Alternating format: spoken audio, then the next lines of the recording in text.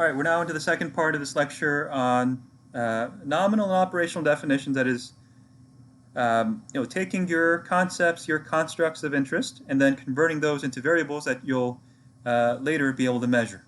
Okay, and so that's the idea. That's the notion behind conceptualization and operationalization. You see those two constructs here, those two ideas here. When you're engaging in the process of conceptualization, this is coming up with essentially your sort of mental files, your basic definitions, in other words, of your concepts or your constructs. So I keep using the same example: inequality, health. But yeah, it's your definition of inequality. It's your definition of health, right? What you mean by health? Yeah, you can start to think about that. But when we talk about operationalization, this is noting the process of converting, your mental file into something that's in fact measurable, right? So this is spelling out your plan, I note here, for how you'll be measuring your concept, okay? 1 second here. Okay, so, the product of that, of those two processes, the product of that conceptualization process, the end product of that operationalization process, you come up with nominal definitions, you come up with operational definitions, right? So these are the end products of that process of converting concepts into measurable variables, okay? At the very least, you think about whether, you're thinking of whether you're considering categories, right, for the different attributes of your variable eventually, right? Or whether you're thinking in terms of, continuous values, right? Numerical values, in other words, right? Are you counting something? For example, if you're thinking of health, are you thinking of health as sort of poor health, fair health, good health, very good health, or extreme, or excellent health, right? Are you thinking in terms of categories, or are you thinking in maybe, is it the number of conditions, the number of, sort of unfavorable conditions, heart disease, diabetes, lung disease, cancer? Are you counting those different conditions? In which case, that would be a numerical variable or a continuous variable, right? And so, these are some of the things that you want to have in mind when you're, moving from the process of conceptualizing to operationalizing, okay? The important thing in this section is that when you do come up with an operational definition, that is a way that you'll be measuring your variable, the first thing you want to note is that you need indicators, right? Indicators. So an indicator is something that's observable or countable, at least, something that indicates to you clearly, in other words, that there's either at least the presence or absence of something, right? There's the presence or absence of poverty, there's the presence of absence of inequality, or, you think about, certain levels or scores on a scale, right? Maybe the levels are different. There's a level of poverty, there's a level of inequality, there's a level of health. And so these are all examples of indicators, okay? So typically speaking, either the presence or absence or a certain level of some phenomena, okay? So think about this. Think about these examples. Hunger. How would you know? How would you know? How do you count hunger? How do you measure hunger? Right? What would signal to you that hunger exists, or the level of somebody's hunger? Right? Is it, sometimes students say, well, if you hear somebody's stomach growling, right? You probably know they're hungry. Is it the number of meals that they have had? Is it the number of calories, right, the person has taken in that day? Right? These are all different indicators, right? That tell you whether hunger is present or absent, or maybe the level of hunger that's involved. Okay? And same thing for these other examples here. Okay? Sometimes you have variables that are somewhat complicated, so they're not so straightforward. Okay, and so anytime you have some variable that you think is a little bit more complicated, a little more amorphous, right? There might be some different facets of that construct. Then you have to start thinking about dimensions, right? The first example here, let's say you're studying something like relationship satisfaction. Relationship satisfaction. And so the first thing you think about, well, how do I know? How do I know if there's satisfaction or there's no satisfaction, right? For most people, relationship satisfaction is complicated, right? You say, well, surely there must be some communication aspect or some physical aspect or some sort of intangible connection related aspect, right? There are different possible dimensions, and so in that case, then you come up with an indicator for each of the various dimensions, right?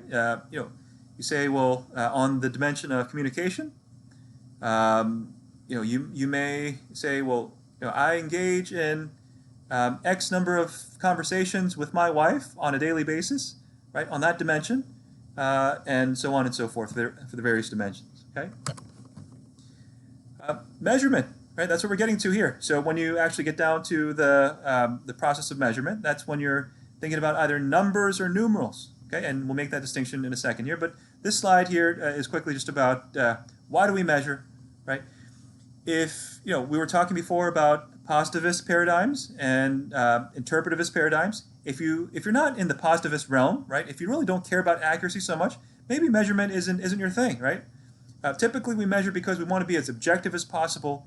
We want to be able to replicate other work that's been done, and so that's the field. That's the field of research that we keep cross-checking each other into arriving at truth or reality, the best possible answer for the questions that we have.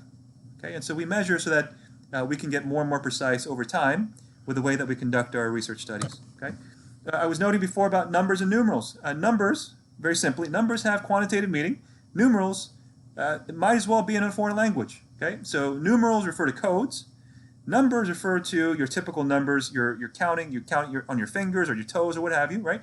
Numerals are codes that you assign to typically the different categories involved in your variable. Okay, so let's say you assign a value of 1 to men or 2 to women. It doesn't, there's no quantitative meaning there, right?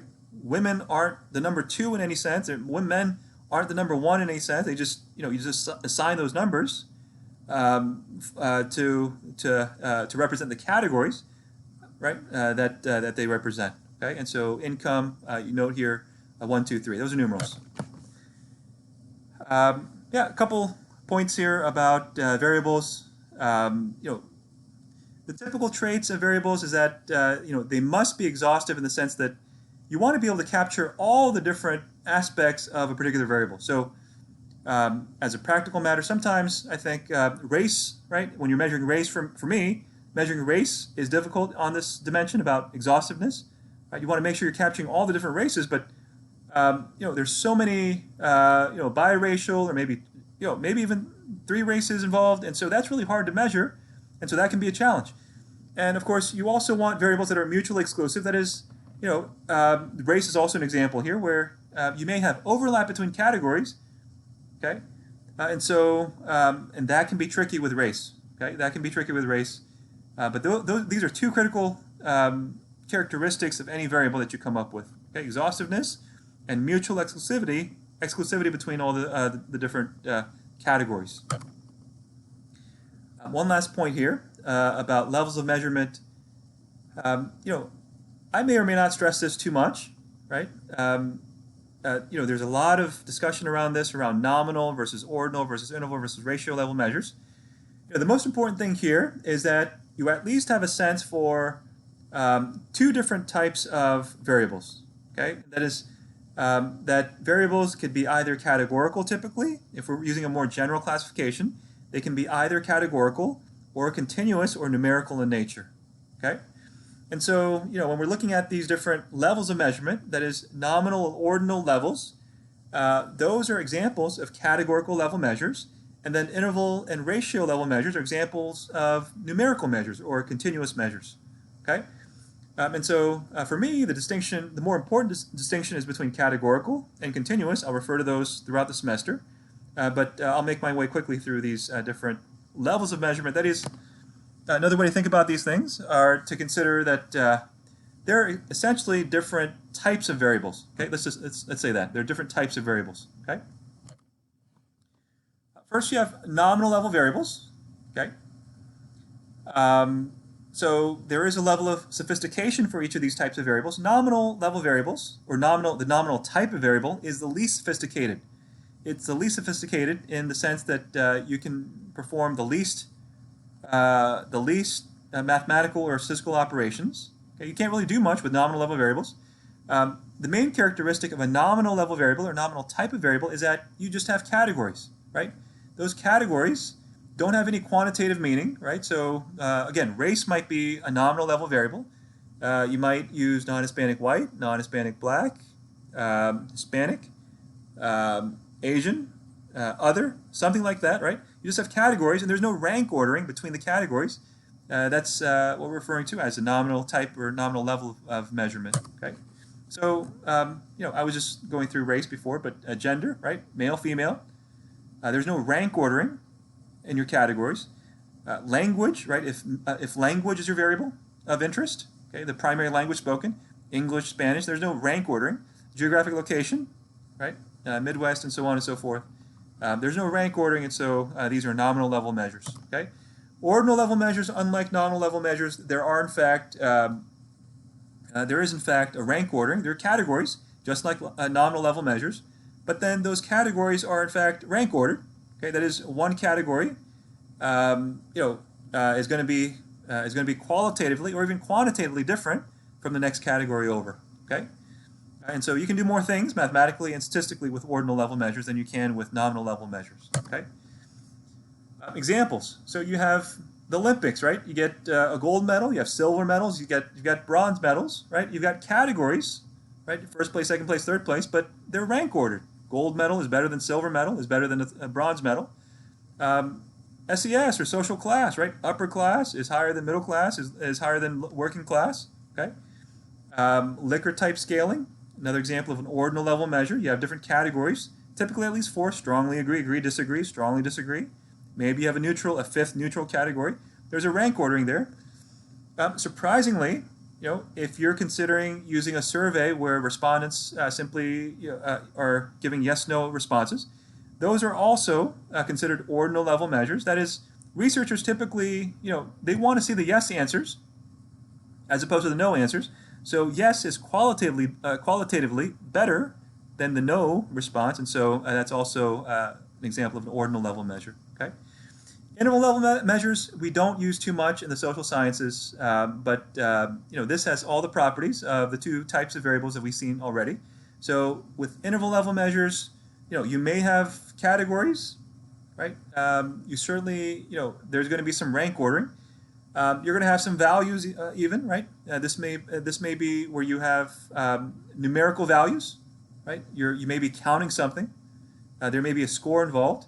But the catch is there's no zero. Okay, with an interval level measure, the catch is that there's no true zero. Okay, so here are the examples. So when we say that we're measuring IQ, for example, okay, if we were to measure IQ, you would never assign a value of 0, right? No one would have a complete absence of IQ, so 0 would just have no meaning for you. Okay, temperature. There's no such thing as an absence of temperature. There is such a thing as 0 temperature, 0 degrees, right? That's considered freezing, or actually 32 degrees is considered freezing. But 0 doesn't indicate absence of temperature. It just means really cold temperature. Depression, same thing. 0 doesn't mean the absence of depression on a depression scale is what I'm trying to say. Okay, and so 0 doesn't have its typical meaning. At the highest level, we use ratio or scale level measures. These have all the previous properties. You can use categories. There's rank ordering. There are different values involved often, right? And in this case, we do have a true 0. Okay, and this is the most sophisticated. You can do the most things mathematically and statistically. All right. So one last point here, just a practical tip for you all. It's better to measure your variables at the ratio or the scale level measure first. Those can be converted into other level measures, but you can't collect nominal or ordinal level measures and then convert them to ratio or scale level measures later on. Okay, so that only works one way. So my advice to you all, measure your variables at the most precise level, which is using a ratio or scale level type of measure that is a countable measure with a true 0 value. Okay. So we'll stop there.